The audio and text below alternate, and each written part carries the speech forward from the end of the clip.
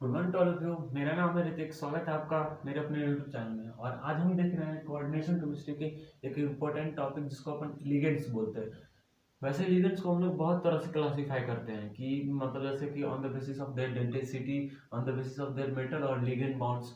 तो बहुत तरह से इसको क्लासीफाई करते हैं। आज हम एक क्लासिफिकेशन देखने वाले हैं जिसको अपन बोलते हैं मेटल और लिगेंड बॉन्ड्स के बीच में, मतलब के तरफ से हम लोग जैसे क्लासीफाई करते हैं, कैसे उसको क्लासीफाई करते हैं लिगेंड को, और कितने प्रकार के होते हैं और उसमें कैसे बॉन्ड्स होते हैं, वो सब आज हम देखने वाले हैं। तो वीडियो को पूरा जरूर देखिएगा। अगर वीडियो अच्छा लगे तो वीडियो को लाइक और चैनल को सब्सक्राइब जरूर कर लीजिएगा। तो चलिए वीडियो की तरफ आगे बढ़ते हैं। तो हम लोग शुरुआत कर रहे हैं लिगेंड्स। लिगेंड्स को हम लोग बहुत बताया कि जैसे बहुत तरह से क्लासिफाई करते हैं। आज हम देखेंगे कि मेटल और लिगेंड में जो बॉन्ड होता है ना, मेटल और लिगेंड में जो बॉन्ड होता है उसके बेसिस पर हम लोग कैसे क्लासिफाई करते हैं लिगेंड्स को। तो इस उसके बेसिस पे हम लोग लिगेंड्स को दो तरह से क्लासिफाई करते हैं। कौन कौन सा?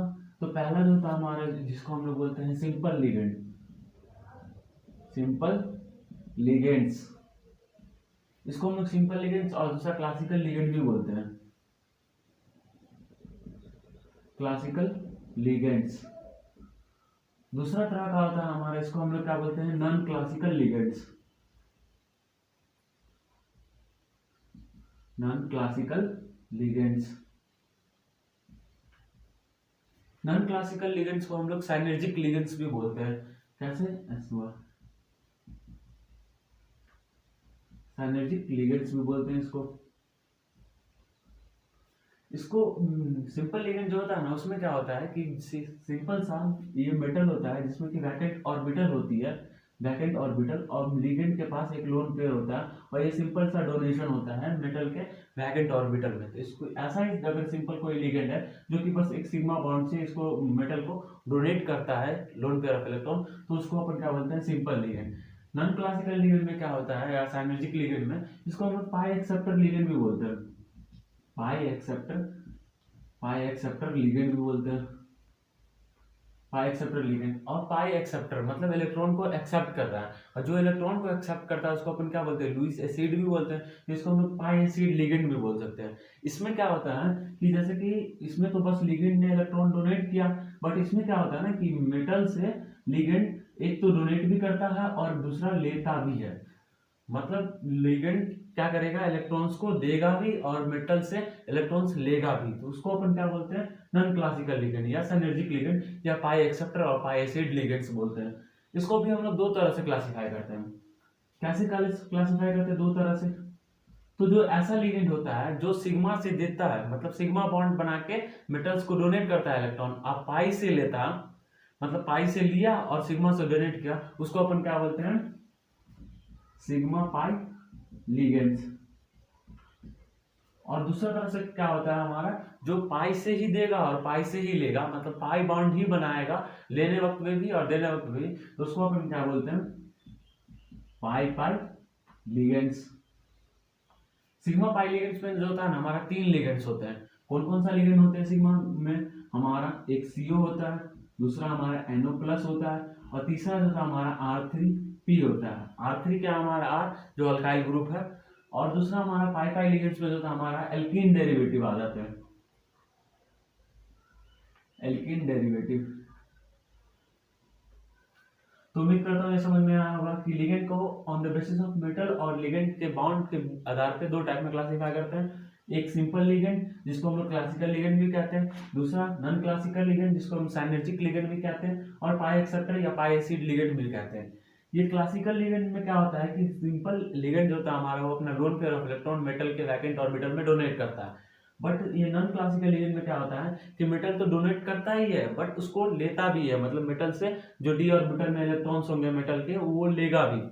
तो इसको कैसे लेगा, तो वो दो तरह के, या तो पाई बॉन्ड बनाएगा या तो सिग्मा बॉन्ड बनाएगा। तो अगर लिगेंड जो होता है देने वक्त सिग्मा बॉन्ड बनाता है बट लेने वक्त पाई बॉन्ड बनाता है, तो उसको अपन क्या बोलते हैं, सिग्मा पाई लिगेंड। बट अगर लिगेंड जो होता है हमारा लेने वक्त भी पाई बॉन्ड बनाता है, देने वक्त में भी पाई बॉन्ड बनाता है, तो उसको अपन पाई पाई लिगेंड बोलते हैं। ये सिग्मा पाई लिगेंड में हमारे तीन आते हैं। कौन कौन? CO, NO प्लस और R3P। दूसरा जो होता है हमारा क्या आता है, ये पाई पाई लिगेंड में हमारा एल्केन डेरिवेटिव आता है। तो उम्मीद करता हूँ ये समझ में आया होगा। अब हम आगे बढ़ते हैं, इसका स्ट्रक्चर्स मतलब जो था मेटल के साथ जो बॉन्ड बनाता है वो कैसे बॉन्ड बनाता है उसको अपन देखेंगे मॉलिक्यूलर ऑर्बिटल पे। तो वो चलिए अगली सेगमेंट की तरफ चलते हैं। तो आपको क्लासिफिकेशन समझ में आया होगा कि लिगेंड को मेटल और लिगेंड के बॉन्ड पे कैसे क्लासिफाई करते हैं। अब उसका स्ट्रक्चर्स देखते हैं, जैसे कि हमारा साइनर्जिक लिगेंड्स था उसमें कैसे बॉन्ड्स बनते हैं कि और मेटल्स को कैसे डोनेट करता है और मेटल से कैसे लेता है वो अपन देखते हैं मॉलिक्यूलर डायग्राम से। तो जैसे कि हम लोग अगर माने कोई मेटल है, ये मैग्नीशियम मान लेते हैं कोई मेटल है एम से, जिसको ट्रांजिशन मेटल है एम से, तो इसको हम डोनेट करते हैं। मान लीजिए मैग्नीज होगा तो उसमें क्या होता है डी फाइव होता है, डी फाइव इलेक्ट्रॉन्स होंगे, मतलब डी में 5 इलेक्ट्रॉन्स होंगे। अब 5 इलेक्ट्रॉन्स होंगे तो अगर कोई मान लीजिए स्ट्रॉन्ग फील्ड लिगेंड आएगा तो क्या कर देगा, उसको अनपेयर्ड इलेक्ट्रॉन को पेयर्ड कर देगा। अगर +2 ऑक्सीडेशन स्टेट में है तो अनपेयर्ड इलेक्ट्रॉन को क्या कर देगा, पेयर्ड कर देगा। तो क्या होगा ना कि इसमें जो था हमारा कुछ डी ऑर्बिटल होंगे, जो कि फील्ड होंगे। मतलब जब स्ट्रॉन्ग फील्डिंग एंड आया, मतलब साइनर्जिक बॉन्ड में जो था हमारा पहला जो टाइप था उसमें कौन कौन सा था, आपने पढ़ा बताया था अभी कौन कौन सा था। जो सिग्मा पाई लिगेंड था वो उसमें कौन कौन से लिगेंड आते थे, CO NO+ और R3P। तो जो CO है वो स्ट्रॉन्ग फील्ड लिगेंड है, कार्बन डोनर होगा तो क्या करेगा, उसको पेयर्ड कर देगा, मैग्नीज के डी5 इलेक्ट्रॉन्स है उसको पेयर्ड कर देगा। कुछ ऑर्बिटल डी ऑर्बिटल में क्या हो जाएंगे, इलेक्ट्रॉन पेयर्ड। और जो था हमारा वैकेंट ऑर्बिटल हो जाएंगे, कुछ जो था हमारा ये वैकेंट ऑर्बिटल रहेंगे मेटल के। इसको मान लेते हैं हमारा spi था। अब हमारे पास क्या है, CO है।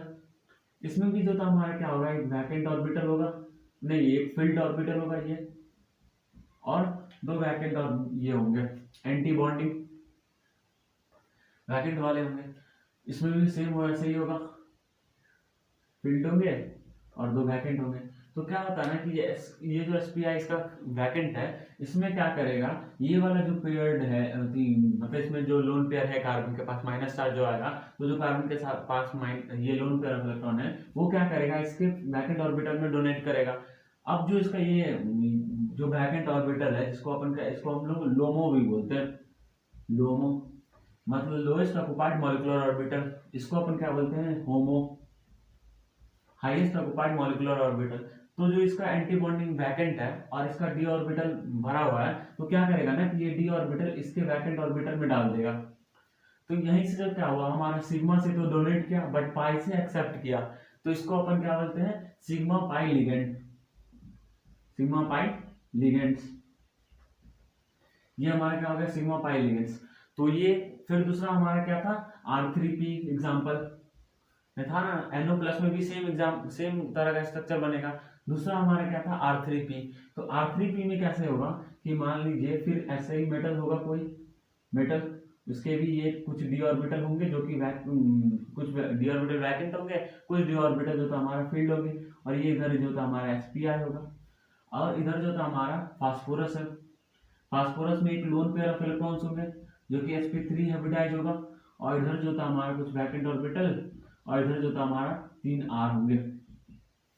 अब क्या होता है ना कि हमारा ये जो sp3 में वैकेंट ऑर्बिटल है, वैकेंट ये फील्ड ऑर्बिटल है, वो उसका इलेक्ट्रॉन क्या करेगा, इसके SPI में डोनेट करेगा, और इसका जो इसमें जो फील्ड होगा इलेक्ट्रॉन्स, इसमें जो इलेक्ट्रॉन्स फील्ड होंगे वो क्या करेगा, इसके वैकेंट ऑर्बिटल में डोनेट करेगा। तो इससे क्या होगा कि सिग्मा से तो डोनेट कर रहा है बट पाई से क्या कर रहा है, एक्सेप्ट। तो इसमें इसको भी अपन क्या बोलते हैं, सिग्मा पाई लिगेंड्स। इसको भी अपन क्या बोलते हैं, sigma pi ligands. Similarly NO+ में भी हो जाएगा इसके तरह, और ये R3P CO। इस तरह इसमें आपको बॉन्डिंग समझ में आई होगी कि जो सिग्मा पाई लिगेंड होता है उसमें कैसे बॉन्डिंग होती है।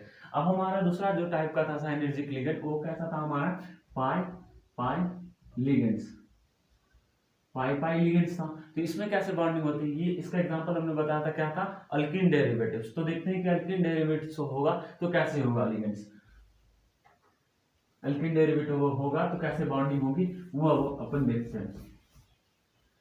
तो मान लीजिए सिमिलरली ऐसे ही कोई मेटल है, जैसे कि इसमें भी कुछ डी ऑर्बिटल होंगे सेम, जो कि कुछ वैकेंट होंगे और कुछ फील्ड होंगे, और इसमें जो था हमारा एक spi भी होगा। अब यहाँ पे मान लीजिए अल्किन डेरिवेटिव है, ये एक सिग्मा बॉन्ड और उसका ये पाई बॉन्ड हो जाएगा। सिमिलरली इस साइड भी होगा उसका पाई बॉन्ड। ये जो था हमारा पाई बॉन्ड कैसा होगा, फील्ड। और इसमें कुछ ना वैकेंट ऑर्बिटल भी होंगे, एंटी बॉन्डिंग जिसको अपन बोलते हैं। अब इसका जो वैकेंट, ये वैकेंट ऑर्बिटल है इसका, इसका जो फील्ड ऑर्बिटल है इसका इलेक्ट्रॉन इसमें डोनेट करेगा। मतलब एल्कीन जो डबल बॉन्ड वाला था वो क्या करेगा, इसको इसके वैकेंट ऑर्बिटल में डोनेट करेगा। और इसका जो फील्ड और इलेक्ट्रॉन्स है, फिर मतलब फील्ड ऑर्बिटल है, ये वाला इलेक्ट्रॉन्स क्या करेगा, इसके वैकेंट ऑर्बिटल में डोनेट करेगा। तो ये हमारे पाई से ही दे रहा और पाई से ही ले रहा, तो इसको अपन क्या बोलते हैं, पाई पाई लिगेंड्स। इसको अपन क्या बोलते हैं, पाई पाई लिगेंड्स। उम्मीद करता हूँ कि आपको स्ट्रक्चर्स भी समझ में आई होगी कि कैसे साइनर्जिक जो लिगेंड्स होते हैं वो बॉन्ड्स बनाते हैं। अब हम अगले सेगमेंट की तरफ चलते हैं जिसमें कि हम क्या बताएंगे कि अगर देखिए जैसे कि ये पाई इलेक्ट्रॉन्स हमारे इसके एंटी बॉन्डिंग में आ रहा है, तो हम लोग जानते हैं कि जब भी एंटी बॉन्डिंग में इलेक्ट्रॉन्स आते हैं तो बॉन्ड ऑर्डर घटता है। कैसे बॉन्ड ऑर्डर घटता है, तो अपन जानते हैं कि बॉन्ड ऑर्डर इक्वल टू होता है number of electrons in bonding orbital plus minus number of electrons in anti bonding orbital by 2 पढ़ते हैं। तो अगर एंटी बॉन्डिंग में इलेक्ट्रॉन्स आ रहे हैं तो बॉन्ड ऑर्डर घटेगा। अगर बॉन्ड ऑर्डर घटेगा तो फिर क्या होगा, बॉन्ड लेंथ भी बढ़ेगा, फिर बॉन्ड स्ट्रेंथ भी घटेगा। तो उस सब ये क्या बोलते हैं, बैक बॉन्डिंग से क्या असर पड़ती है वो सब हम नेक्स्ट सेगमेंट में देखते हैं। तो चलते हैं नेक्स्ट सेगमेंट की तरफ। आपने अभी देखा होगा कि जैसे कैसे बॉन्ड बनाती है ये साइनर्जिक लिगेंड्स, वो आपने अभी देखा होगा। अब एक चीज इसमें क्वेश्चन अराइज होती है कि अगर जैसे कि हम लोग देखें कि मेटल जो होता है हमारा लिगेंड के एंटी बॉन्डिंग में डोनेट करता है। अगर एंटी बॉन्डिंग में डोनेट करता है तो हम लोग पढ़े हुए हैं कि अगर कोई भी इलेक्ट्रॉन एंटी बॉन्डिंग में आता है ना तो क्या करता है, कंपाउंड को डीस्टेबलाइज करता है। बट यहाँ पे जब साइनर्जिक मतलब बॉन्ड होती है, बैक बॉन्डिंग होती है, तो कॉम्प्लेक्स कंपाउंड जो होता है हमारा और स्टेबल हो जाता है, मतलब और ज्यादा स्टेबल हो जाता है। ये कैसे होता है अपन वो देखते हैं। क्या होता है ना कि इसमें एक चीज जैसे कि अगर आपको कोई चीज स्टेबलाइज, मान लीजिए हम आपको 50 रुपए दे रहे हैं, उस पर से फ्री में आपको हम 50 रुपए दे रहे हैं, बट आपके उस 50 रुपए के बदले हम आपसे 10 रुपए ले रहे हैं, तो आपको तो 40 रुपए बेनिफिट ही है ना। तो आप क्या कहोगे, हाँ ठीक है मेरे से 10 रुपए ले लो बट मेरे को 50 रुपए दे दो। सेम बात वहीं की होती है कि उसको स्टेबिलिटी जो होता है ना वो एक्स्ट्रा स्टेबिलिटी मिल जाती है, बस हल्का सा इलेक्ट्रॉन उसको गेन करना पड़ता है इन एंटी बॉन्डिंग ऑर्बिटल में।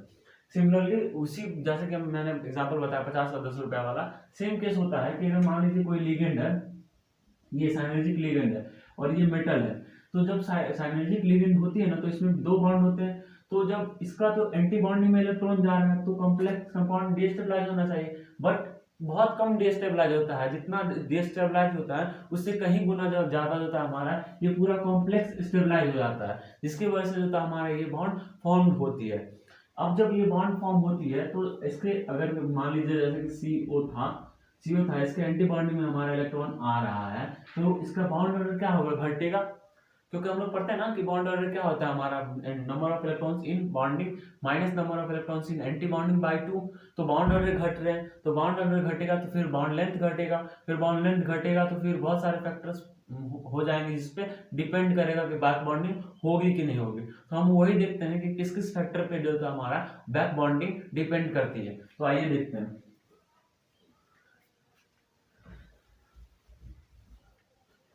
तो हमारा जो बैक बॉन्डिंग होती है,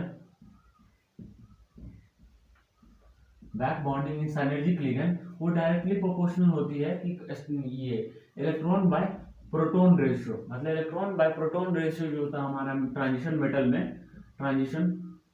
मेटल में उस पर डायरेक्टली डिपेंड करता है कि ट्रांजिशन मेटल का इलेक्ट्रॉन और प्रोटॉन का रेशियो कैसा है, उस पर डायरेक्टली डिपेंड करता है हमारा क्या, बैक बॉन्डिंग। ये और डायरेक्टली डिपेंड करता है हमारा किस पे, ये स्टेबिलिटी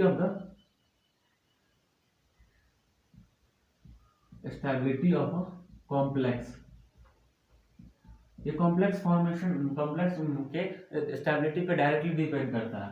नेक्स्ट चीज पे जो डिपेंड करता है वो डायरेक्टली प्रोपोर्शनल होता है हमारा बाउंड लेंथ ऑफ लिगेंड्स। मतलब दो अगर मान लीजिए एलिमेंट मतलब लिगेंड्स हैं, मान लीजिए सीओ है, इसके बीच में बॉन्ड लेंथ कितना ज्यादा है उसके डायरेक्टली प्रोपोर्शनल होता है। अगर इसके बॉन्ड लेंथ ज्यादा होंगे तो बैक बॉन्डिंग ज्यादा होगी, और ये इनवर्सली प्रोपोर्शनल होता है bond order of a ligand. मतलब इस दोनों के बीच में जितना ज्यादा बॉन्ड ऑर्डर होगा उतना कम बैक बॉन्डिंग होगी, और ये इन्वर्सली प्रोपोर्शनल होता है स्टेबिलिटी ऑफ लिगेंड। मतलब इस सारे फैक्टर पे डिपेंड करते हैं कि उसमें लिगेंड में बैक बॉन्डिंग होगी कि नहीं होगी। पहला इलेक्ट्रॉन बाय प्रोटॉन रेशियो, फिर दूसरा स्टेबिलिटी ऑफ द कॉम्प्लेक्स, तीसरा bond length of the ligand, फिर चौथा bond order of the ligand, and पांचवा स्टेबिलिटी ऑफ द लिगेंड। तो ये सारे फैक्टर्स आपको याद रखने होंगे, कि कभी कभी क्वेश्चन आ जाते हैं कि आपको कोई कंपाउंड दे देगा, 4-5 कंपाउंड दे देगा, उसके बाद बोलेगा कि इसमें बॉन्ड ये बैक बॉन्डिंग ज्यादा अच्छी होगी। ये सब आपको क्वेश्चन, और कौन सा कॉम्प्लेक्स ज्यादा स्टेबल है, किसमें बैक बॉन्डिंग होगी किसमें नहीं होगी, तो ये सारे फैक्टर आपको याद रहेंगे, तो आप आसानी से क्वेश्चन कर सकते हो। उम्मीद करता हूँ ये पूरा वीडियो आपको अच्छा लगा होगा। अगर वीडियो अच्छा लगा तो वीडियो को लाइक और चैनल को सब्सक्राइब जरूर कर दीजिएगा। और मैं एक और इन्फॉर्मेशन देने चाहता हूँ कि हमने एक ईडूपॉड नाम का एक स्टार्टअप स्टार्ट किया है, जिसके तहत हम आपको रिवाइज करवाएंगे जेईई मेंस 2021 के लिए फ्री ऑफ कॉस्ट। आपको डिस्क्रिप्शन में लिंक दिया रहेगा, आप उस गूगल फॉर्म को फिल करें, और आपको बहुत ही अच्छे तरह से मतलब पॉडकास्ट के द्वारा आपको रिवाइज कराया जाएगा, और जो व्हाट्सएप के द्वारा जो है आपको सारे प्रॉब्लम सॉल्व किए जाएंगे, और क्या बोलते हैं आपको ये सीट्स सभी प्रोवाइड कराई जाएगी आपको व्हाट्सएप के द्वारा। और इस सब में अगर आपको कोई भी प्रॉब्लम हो तो नीचे व्हाट्सएप ग्रुप का लिंक भी दिया रहेगा, आप व्हाट्सएप ग्रुप पे जाके ज्वाइन करके मेरे से पूछ सकते हैं कि आपको अगर कोई भी प्रॉब्लम है तो वहाँ पे जाके पूछ सकते हैं। तब तक के लिए गुड बाय।